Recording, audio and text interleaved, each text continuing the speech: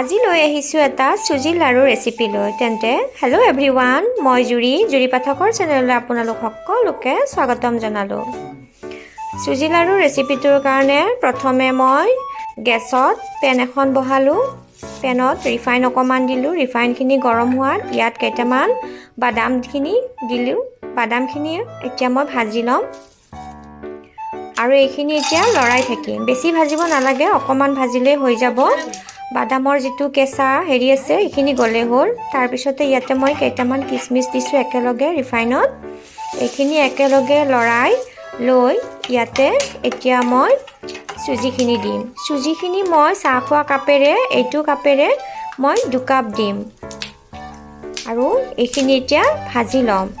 এয়া মই 2 কাপ চুজি দিছোঁ আৰু 2 কাপ চুজিৰ লগতে এই চাহ খোৱা কাপটোৰ জোখতে মই একেলগে পিচি লোৱা চেনিও দি দিম। চেনি 1 কাপ দিছোঁ, পিচি লোৱা চেনি দিছোঁ। মিক্সিত পিচি ল'লে সুবিধা হয়, নহ'লে মোটাকৈ দিলে অকণমান ভাজোতে দিগদাৰ হৈ যাব। সেইকাৰণে মিক্সিত মই গুড়ি কৰি লৈছোঁ চেনিখিনি।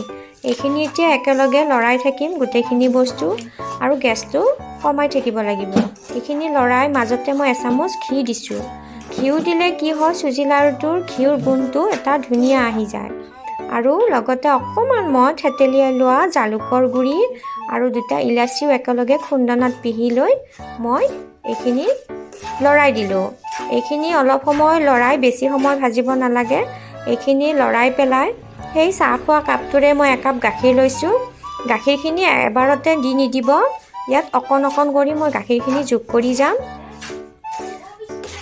লৰাওঁতে কেৱল মন কৰিব লাগিব গাখীৰখিনি যাতে বেছি হৈ নাযায়। সেয়ে ইয়াতে কমকৈ মই গাখীৰখিনি দিছোঁ। মোৰ প্ৰায় 1 কাপ গাখীৰ নালাগিল, 1 কাপ গাখীৰৰ অকণমান ৰৈ গৈছে। এইখিনি এতিয়া হৈ গৈছে। এতিয়া মই ইয়াৰ গেছটো অফ কৰি দিছোঁ।